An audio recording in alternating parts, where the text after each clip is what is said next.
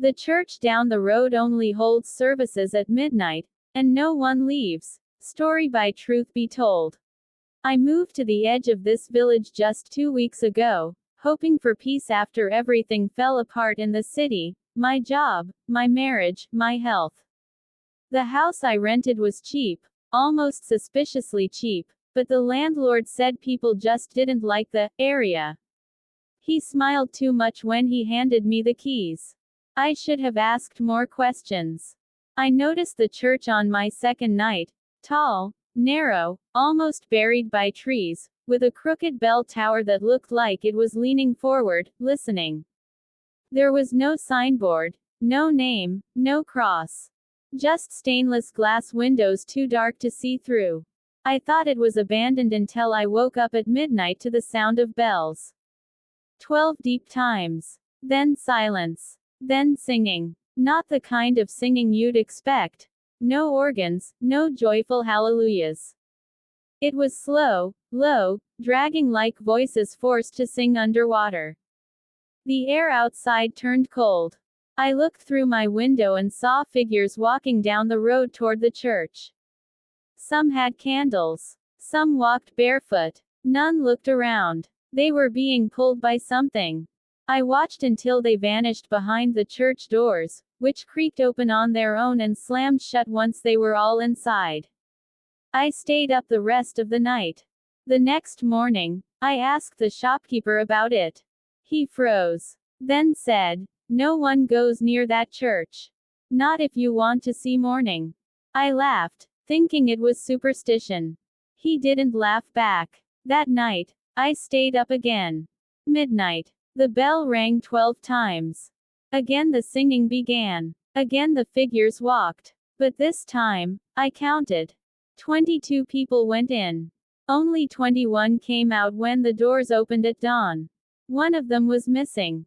I watched the others return to their homes slowly, their faces blank, their eyes red, like they'd been crying for hours. I tried to convince myself it was all in my head. That I was grieving my own life falling apart. That maybe it was a vigil service. But every night, it kept happening. Always at midnight. Always that same low, dragging hymn. Always that same crooked door opening by itself.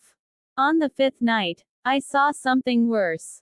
One of the figures turned back. Just for a second. They looked right at me through the window. It was a young girl, couldn't be older than 16. Her eyes were bleeding. She raised her hand and pointed at me. Then the door opened wider, and something black with horns reached out and dragged her inside. I gasped and backed away. The singing stopped instantly. I turned off my lights. For the first time, the church bell didn't ring again. It just echoed in my ears. At dawn, there was no procession coming out. The door stayed shut. That girl never returned. I walked to her house that morning. Knocked. No answer. I peeked inside through a window. The whole house was covered in red cloth and black candles. Her picture sat in the center of the living room, surrounded by salt. She was dead. Or worse, gone. Taken. My landlord called me that afternoon and said, "You've been watching the church, haven't you?" I didn't answer. He said, "You shouldn't have. If you watch long enough, it starts watching back." Then he hung up. Tonight is my 7th night. I've boarded up my windows.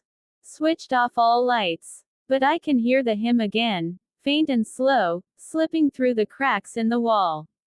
Midnight is almost here. And I just realized that. I haven't slept since that night. I don't think I even blinked. I spent the whole day trying to tell myself it wasn't real, that it was just stress or sleep deprivation.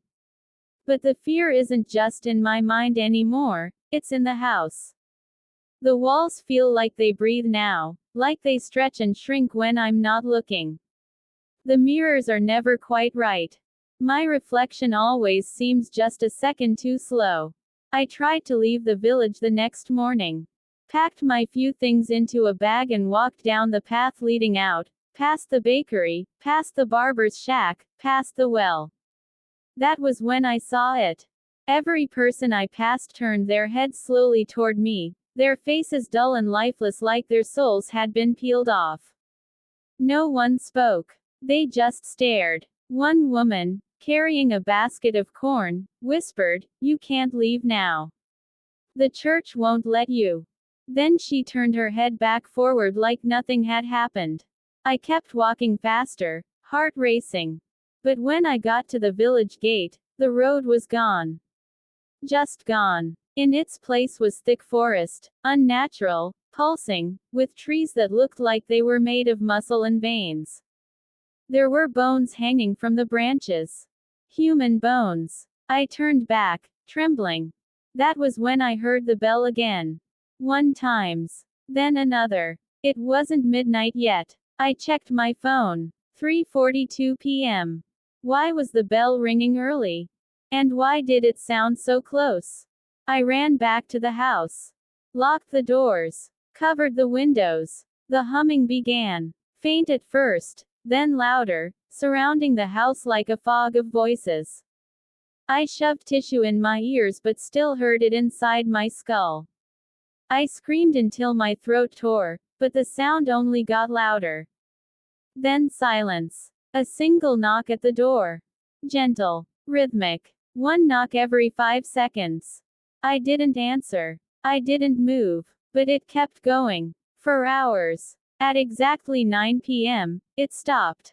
I collapsed on the floor, drenched in sweat, my limbs aching like I'd run a marathon. That was when I noticed the candle on the table. It hadn't been there before. Black wax. Flame shaped like a hand. And in front of it, a photo of me. Eyes scratched out. My nose started bleeding. I threw the photo away, but it appeared on the mirror an hour later, burned into the glass. My phone buzzed. One message from an unknown number. Midnight service. Your seat is ready. I screamed and smashed the phone, but even the pieces kept buzzing. At 11:45 p.m., the lights began to flicker. A cold wind circled the room, even though all the windows were shut. And then I heard footsteps on the roof. Heavy. Slow. The sound of chains dragging behind. I dropped to the floor and crawled under the table, hands covering my ears, whispering every prayer I ever knew. At midnight, the door unlocked itself. I didn't even look up. I knew it had opened. The smell of incense and rot filled the room. I heard them step inside. One by one. Their feet didn't touch the floor. They hovered. Their robes dragged. Their voices whispered the same line over and over. One of us. One of us. One of us. I stayed still until the sun rose. When I opened my eyes, they were gone. But they'd left something behind. My landlord's severed head was sitting on my table, eyes wide, mouth still mouthing the word, "Run." But I can't run. The road is gone. The trees whisper my name. And I saw my reflection this morning. It smiled before I did. Tonight is the 8th night. And I just got another message on my new phone. You missed your first service. There will not be a second warning. I don't know how I'm still alive. I woke up this morning on the church steps. I don't remember walking there. I don't remember leaving my house. My hands were stained with wax. Black wax. My tongue was dry, and something was carved into it. I saw it when I looked in the mirror of a broken car window nearby. A symbol. Sharp lines. A circle with a cross upside down in the center.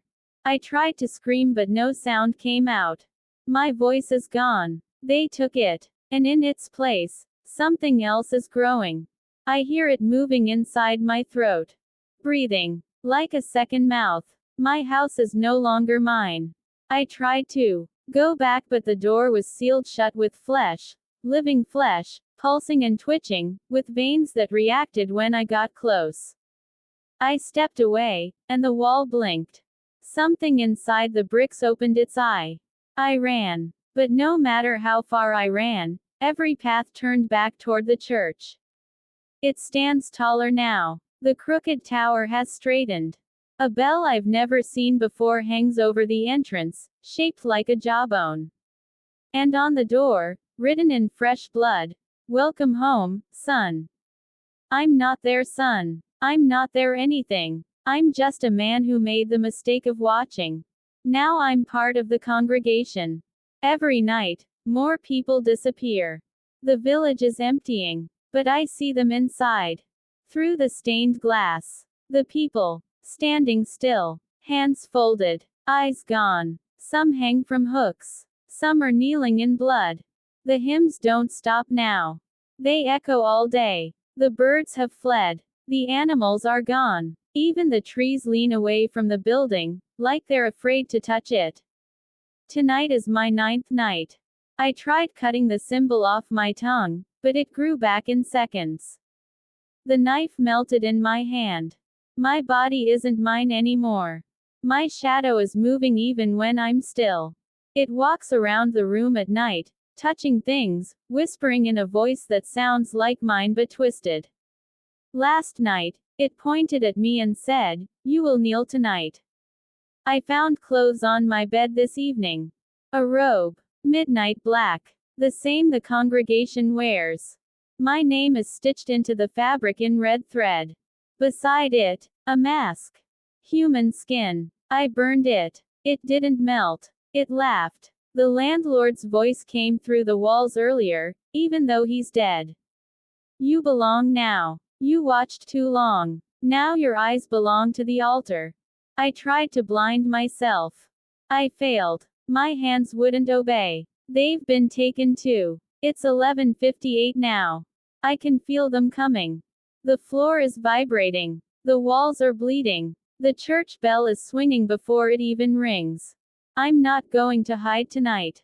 I'm going to go. Not because I want to, but because I can't fight it anymore. They've hollowed me out. And I think the thing that lives inside the altar needs my body now. The door is open. The road is gone. The congregation is waiting. When I arrive inside the church, I saw a skeleton stand in front of the altar and 20 members surrendered a big pot full of blood, the skeleton trying to invoke my spirit out and enter my body, but with my last strength I shot out loud, "Jesus, Jesus, Jesus." When I opened my eyes, I saw myself in the ending of the village, then I walked out and never to return. The end.